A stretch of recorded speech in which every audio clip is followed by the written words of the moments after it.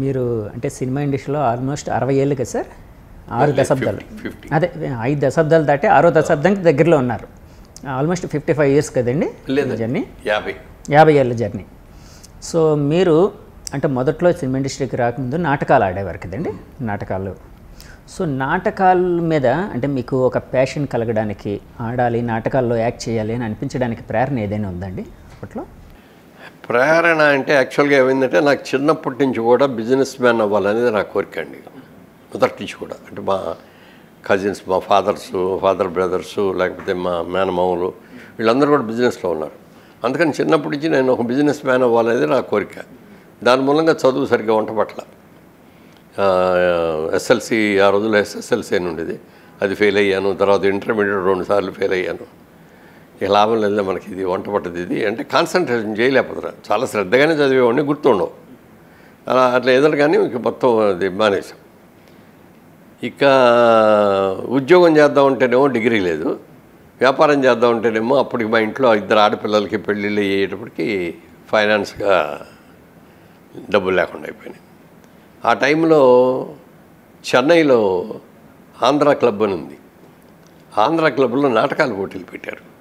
ఆ నాటకాల పోటీలకి పాల్గొమని అందరికీ లెటర్స్ రాశారు, న్యూస్లో వచ్చింది. సరే పని ఏం లేదు కదా మాకు, నాతో పాటు డిగ్రీ పూర్తి ఉద్యోగాలు లేకుండా వాళ్ళు 5-6 ఖాళీగా ఉన్నాం.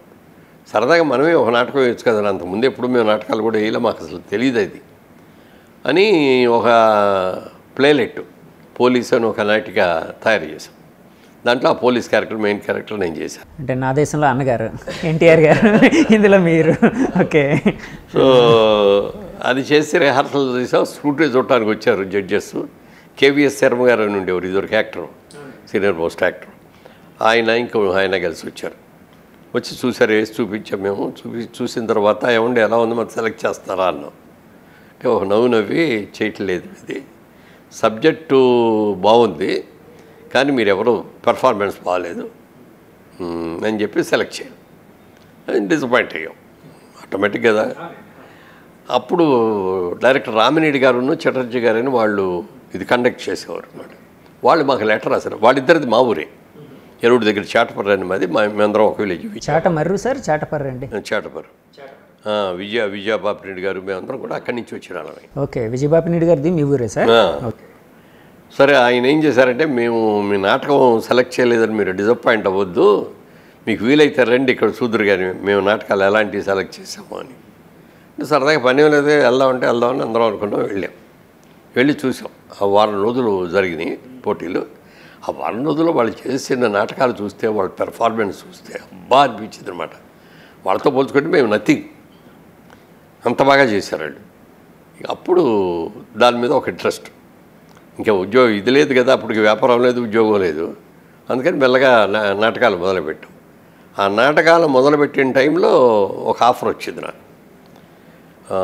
విజయవాడలో కిసాన్ ఇంజనీరింగ్ కంపెనీ అని ఒక కంపెనీ, దానికి బ్రాంచ్ పెడుతున్నాం మేము, దాంట్లో మీరు వర్కింగ్ పార్ట్నర్గా చేరతారా అన్నారు. అంటే చేరతాను.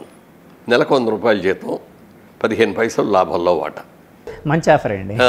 వెంటనే దాంట్లో జాయిన్ అయిపోయాను. కానీ అప్పటికే నాటకాలు సగంలో ఉన్నాయి.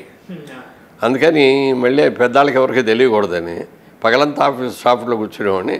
సాయంత్రం కానీ 7 దాటిన తర్వాత బస్సు ఎక్కేసి విజయవాడ నుంచి ఏలూరు వెళ్ళిపోయాడు. అక్కడ నాటకం రిహార్సల్స్ అయ్యని చేసి ఎక్కడ నాటుకుంటే అక్కడికి వెళ్ళి నాటకం వేసేవాళ్ళం. మళ్ళీ పొద్దున్నే షాప్కి వచ్చేయాలి. ఇప్పుడు జాబ్ ఎప్పుడు మిస్ అవ్వలేదు, ఎందుకంటే అది ముఖ్యం, ఇది కాదు.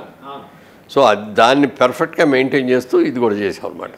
సో అట్లా నాటకాల మీద ఇంట్రెస్ట్ పెరిగింది. సార్ మీ తండ్రి గారు ఫ్రీడమ్ ఫైటరు, తర్వాత స్వాతంత్రోద్యమంలోనే జైలుకు కూడా వెళ్ళారు కదా సార్ ఆయన పోరాటంలోనే. సో ఆయన ఎప్పుడు మిమ్మల్ని అంటే వ్యాపార కుటుంబం కదండి మీది ఫస్ట్ నుంచి. సో వ్యాపార పరంగా ముందుకు వెళ్ళమని చెప్పి ఏమి అంటే నాటకాలు వేసేటప్పుడు నాటకాలు ఎందుకు అని ఎప్పుడు ఏమనలేదండి? వాళ్ళకి ఎవరికి తెలియదు కూడా, నేను అప్పుడు నాటకాలు వేస్తున్నాను. మొట్టమొదటిసారి పెర్ఫామ్ చేసినప్పుడు కూడా తెలియలేదు సార్? తెలియదు. అంటే అప్పుడు నాటకాల పోటీలు జరిగాయి ఎక్కువ. నెల్లూరులో పోటీ అని, లేకపోతే గుంటూరులో పోటీ అని, ఇంకో చోటకి పోటీ అని అట్లా వెళ్ళేవాడు. వాళ్ళకి ఎవరికి తెలియదు. తెలిసినా కూడా వాళ్ళు ఏమో అనరు డెఫినెట్గా. ఎందుకంటే నేను చాలా జాగ్రత్తగా ఉంటాను, నేను సంగతి వాళ్ళందరికీ కూడా తెలుసు. సరే వాళ్ళు ఏం పెద్ద డిస్కరేజ్ చేయలేదు. ఇక బిజినెస్ సెటిల్ అయిపోయిన తర్వాత ఇక కాన్సన్ట్రేషన్ దాని మీద పెట్టి సరదాగా మాత్రం అప్పుడప్పుడు నాటకాలు వేసాం. సార్ ఇప్పుడు కృష్ణ గారు మీరు క్లాస్మేట్స్? ఇంటర్మీడియట్ ఇద్దరం క్లాస్మేట్స్, ఇద్దరం ఒకే bench mates, front bench students అనమాట. అంటే బుద్ధిమంతులాగా ఉండేవాళ్ళు ఫ్రంట్లో కూర్చోబెట్టేవారు, అల్లరి పేషలందరినీ వెనక్కి కూర్చోబెట్టేవారు. సార్ అప్పుడు నిజంగా అల్లరి చేసేవారు కదండి మీరు? ఆయనే చేసేవారు కదా, నేను చేసేవాడు. సార్ ఆ ఏజ్ టెండర్ ఏజ్ కదా సార్, ఒక రకమైన యువరక్తం. అదే అప్పుడు చేసిన చిలిపి పనులు ఏమైనా గుర్తున్నాయి సార్? ఏం లేవు, అసలు చిలిపి పనులే చేయలేదు. ఆయనే చేయలేదు, నేను చేయలేదు. మీకంటే ముందు ఆయన వెళ్ళారు కదండి ఇండస్ట్రీకి? ఇండస్ట్రీకి ఆయన ఉంది. అంటే ఆయన డైరెక్టర్ తిలక్ గారు అని ఆయన ఏదో ఫంక్షన్కి ఏలూరు కాలేజీకి వచ్చారు. కేబీ తిలక్ గారు. వచ్చినప్పుడు కృష్ణ గారిని చూశారు, చూసి పిలిచారు. పిలిచి ఏం చదువుతున్నావు అంటే అప్పుడు బీకామ్ ఏదో చదువుతున్నా అన్నాడు. సినిమాలో ఇంట్రెస్ట్ ఉందా అన్నాడు. ఉందండి అన్నాడు.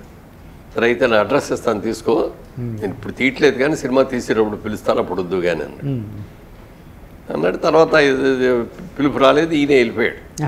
వెళ్ళిపోయి ఆ అడ్రస్ పట్టుకొని ఆయన ఇంటి దగ్గరికి వెళ్ళినట్టు ఇంకా తీయట్లేదయ్యా మొదలుపెట్టాక చెప్తాను, ఈ లోపల నువ్వు ట్రై చేసుకుంటారంటే ట్రై చేసుకున్నారు. ఆయన ట్రయల్స్ చేశారు కానీ పాపం సక్సెస్ కాల.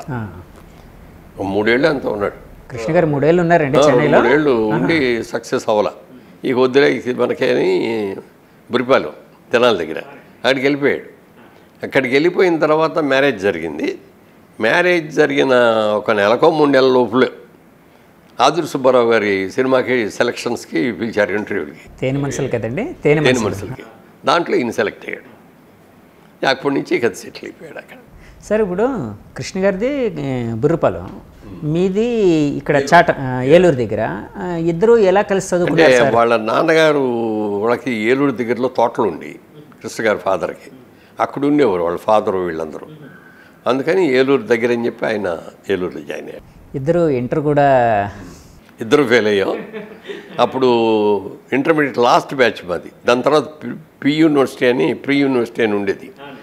దాంట్లో చేరినప్పుడు ఏం చేశారంటే డిగ్రీలో ఇక్కడ ఇంటర్మీడియట్ సెకండ్ ఇయర్ ఫెయిల్ అయిన వాళ్ళని అందులో డిగ్రీ కోర్సులో ఫస్ట్ ఇయర్లో చేర్చుకున్నారు. యూసీ అనేవారు కదా సార్.